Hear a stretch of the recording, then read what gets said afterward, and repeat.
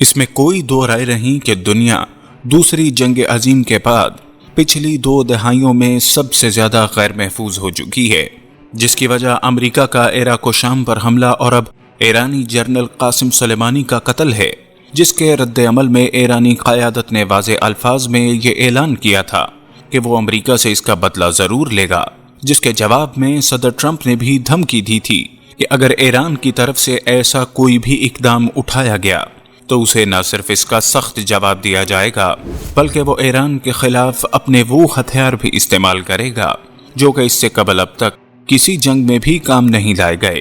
لیکن اب ایرانی میزائل حملے کے بعد امریکہ کا تاثر بدلا ہوا لگتا ہے۔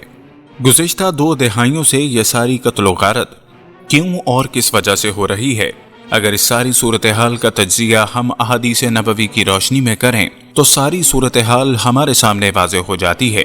ناظرین، آپ دیکھ رہے ہیں یوٹیوب کے چینل اسپریڈ دی اسلام کو، جس نے آج کی اس ویڈیو میں اس ممکنہ جنگ کو اپنا موضوع بنایا ہے۔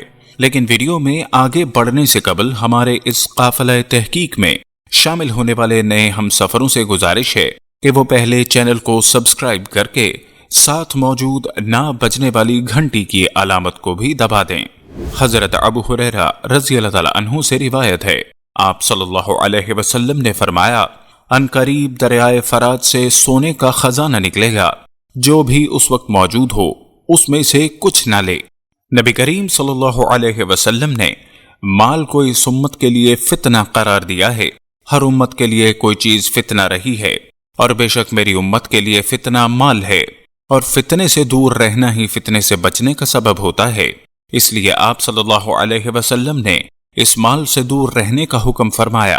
حضرت ابو ہریرہ رضی اللہ تعالیٰ عنہ سے روایت ہے، آپ نے فرمایا، قیامت اس وقت تک نہیں آئے گی جب تک فرات سے سونے کا پہاڑ نہ نکلے، لوگ اس پر جنگ کریں گے اور ہر 100 میں سے 99 مارے جائیں گے۔ ہر ایک بیچنے والا یہی سمجھے گا شاید میں ہی اکیلا بچا ہوں۔ مسلم جلد نمبر 4۔ دریائے فرات کے کنارے واقع فلوجہ کے لیے اتحادی فوجوں کے ساتھ خونریز جنگ ہوگی اور جھڑپیں ابھی بھی جاری ہیں۔ آپ جانتے ہیں کہ شام اور عراق میں گزشتہ 15 سالوں سے مسلمانوں کا خون بہایا جا رہا ہے۔ ہر لڑنے والا گروہ اپنا دعویٰ لے کر اٹھتا ہے اور پھر کلمہ گو مسلمانوں کی گردنیں کاٹنے لگتا ہے۔ یوں لگتا ہے یہ اس جنگ کا آخری مرحلہ ہے، جس کی بابت مخبر صادق صلی اللہ علیہ وسلم نے بہت پہلے خبردار کر دیا تھا۔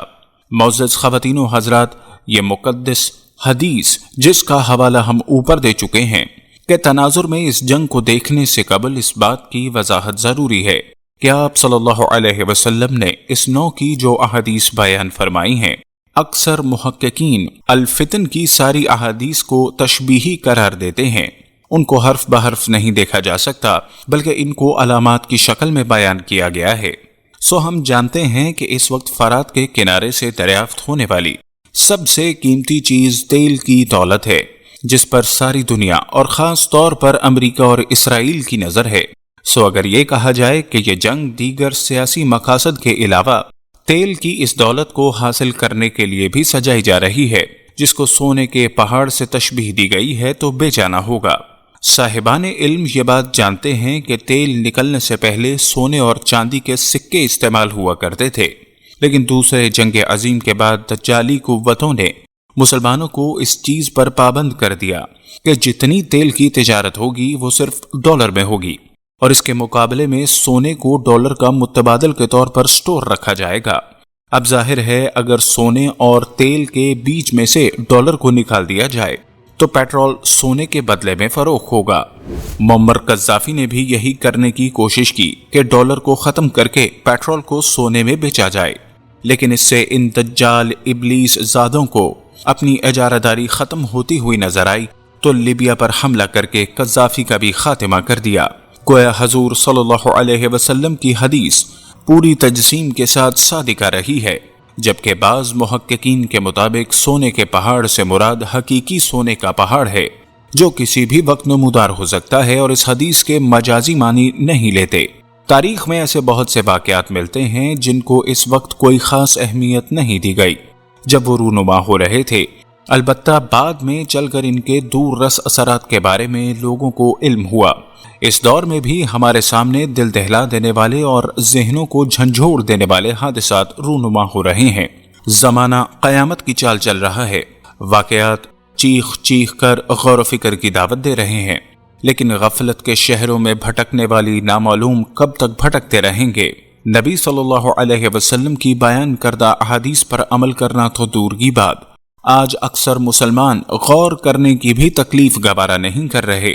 جب ان سے کہا جاتا ہے کہ خود کو اس وقت کے لیے تیار کرو تو کہتے ہیں ابھی وہ وقت بہت دور ہے۔ دریائے فرات کے بارے میں کافی احادیث آئی ہیں۔ ہونا تو یہ چاہیے تھا کہ جیسے ہی فرات کے کنارے فلوجہ میں جنگ شروع ہوئی تو ایمان والوں کو فکر لاحق ہونی چاہیے تھی۔ حضرت سلمہ بن نفیل رضی اللہ تعالیٰ عنہ فرماتے ہیں، نبی صلی اللہ علیہ وسلم نے فرمایا، تم میرے بعد سالہ سال زندہ رہو گے، حتیٰ کہ تم اپنی زندگی سے اکتا کر کہو گے موت کب آئے گی۔ تم تنہا اور جماعتوں کی شکل میں آؤ گے، ایک دوسرے کو نیست و نابود اور فنا کرتا پھرے گا۔ قیامت سے پہلے زبردست اموات کا سلسلہ شروع ہوگا، اس کے بعد ایسا زمانہ آئے گا جس میں طوفان اور زلزلے برپا ہوں گے۔ الفتن نعیم بن حماد۔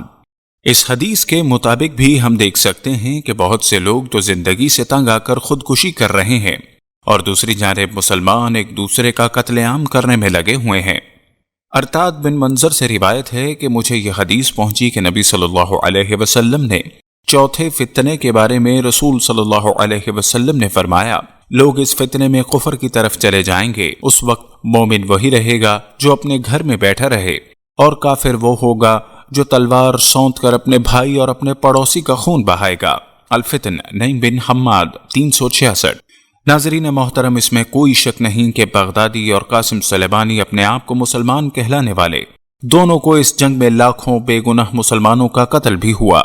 سو حالات کا تجزیہ کرنے والوں کی اکثریت اس بات پر متفق ہے کہ خطہ جلد بدیر بہت بڑی جنگ کی لپیٹ میں آنے والا ہے، اور یہ جنگ خلیج میں لڑی جائے گی، لیکن اس کے اثرات سے ایشیا کے باقی ممالک بھی محفوظ نہیں رہ سکیں گے، جن میں روس، چین اور پاکستان خاص طور پر قابل ذکر ہیں، جبکہ عالم اسلام کے دیگر ممالک بھی اس جنگ کا حصہ بن سکتے ہیں۔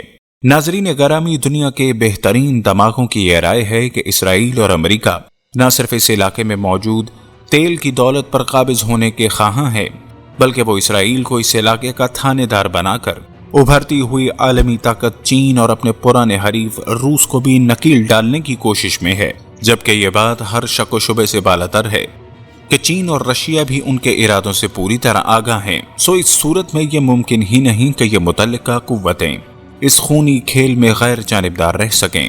گویا سپر پاور کا یہ اقدام دراصل محدود پیمانے پر ایک عالمی جنگ کی طرف بڑھ رہا ہے، جس کا نتیجہ بدترین تباہی کی صورت میں نکل سکتا ہے، جس میں لاکھوں زندہ انسان موت کے منہ میں جا سکتے ہیں۔ اور اگر یہ حدیث کے مطابق سونے کے اس پہاڑ کے حصول کے لیے لڑی جانے والی جنگ ہے، تو پھر یہ بات واضح ہے کہ اس میں اہل فارس یعنی ایرانیوں اور عراقیوں کی ایک بہت بڑی تعداد کے علاوہ نہ جانے اور کتنے بے گناہ اس کی بھینٹ چڑھ جائیں۔ لیکن مذکورہ حدیث کی روشنی میں یہ بات بھی واضح ہے کہ اصلاح حاصل جنگ میں کسی فریق کو بھی کامیابی نہیں مل سکے گی، بلکہ باقی بچ جانے والوں کے ہاتھ بھی سوائے مایوسی اور ندامت کے کچھ بھی نہ آ سکے گا۔ ہماری دعا ہے کہ اللہ ہم سب کو اس فتنے سے محفوظ رکھے، آمین۔